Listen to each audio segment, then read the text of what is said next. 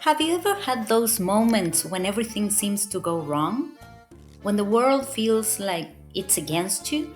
Your plans collapse, you fall ill, your car won't start, you drop and break your favorite cup, and nothing makes sense? There's an expression Argentinians often use to describe that feeling, a phrase that hints at invisible forces, ancient curses, and a kind of bad luck that feels personal. Me hicieron un gualicho, or estoy engualichado. It's like saying someone cast a spell on me or I've been cursed. But not exactly.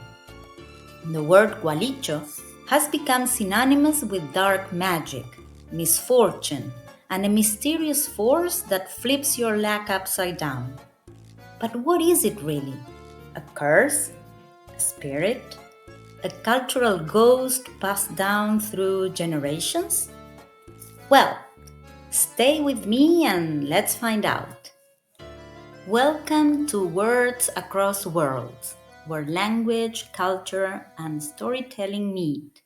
I'm Veronica Pellegrino, and today we're entering the mysterious world of Argentine folklore to explore the legend of El Gualicho, an evil and powerful presence born in the remote deserts of Patagonia. So, grab your mate and let me tell you the story. The origins of the word Gualicho can be traced back to the period before the Spanish conquest of the Americas, when indigenous tribes inhabited the territory. Among them were the Mapuche and Tehuelche peoples, native to the vast and remote lands of Patagonia. In their worldview, spirits and supernatural forces were deeply intertwined with daily life, and El Gualicho was one such force, a malevolent presence destined to cause harm and bring misfortune.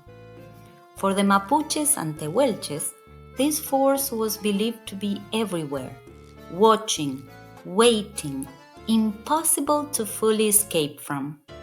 It was often associated with striking features of the natural landscape, a twisted solitary old tree, a shadowy cave, a huge rock formation, or a path swallowed by darkness. These places were thought to house the Gualicho's presence, ready to hunt unaware souls. According to the myth, the Gualicho could take any form, from the most brutal fight to the sweetest expression of love, all with the same purpose: to deceive, to harm, to destroy. So maybe the Gualicho is to blame for that traffic dispute you had last week, the cut on your finger while peeling that apple, that fall in the middle of the street, or the aching grief of your broken heart. Because yes, the Gualicho is all around us and may strike when we least expect it. So, are there any ways in which we can protect ourselves from this evil presence?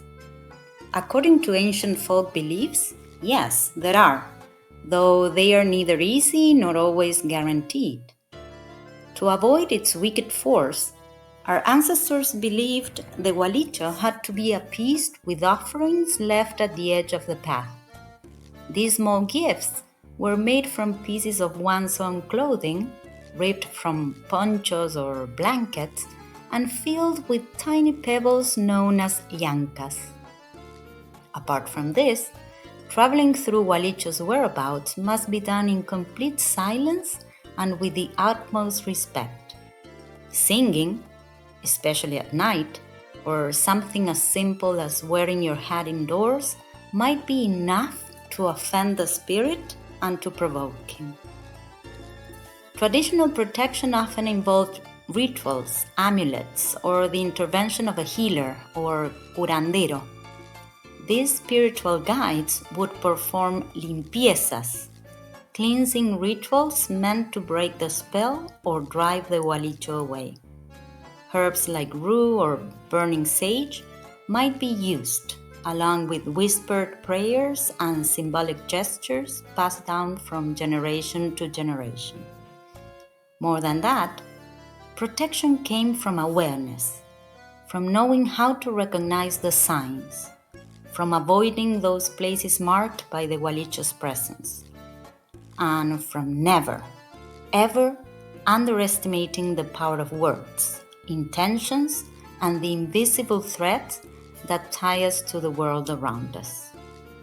But if you ask me, the most powerful way our ancestors suggested to drive the Gualicho away was this: to show courage. According to their beliefs, one had to mount their horse and ride bravely into the unknown, fully armed, shouting into the darkness, slashing at the air, confronting the invisible. The battle wasn't just against the spirit out there. It was against the fear within.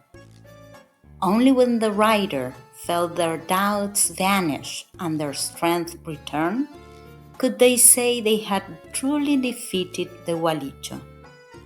Because ultimately, the Gualicho isn't just a myth. It's a way of naming what we fear, what we can't control, and what we struggle to understand. So next time misfortune strikes without warning, when fear creeps in, when nothing goes as planned, take a moment to wonder, is it chance?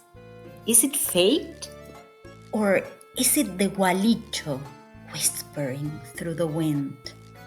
The legend endures, reminding us that not everything can be seen, not everything can be explained, and sometimes the most powerful defense is to walk forward with courage. Thank you for joining me today.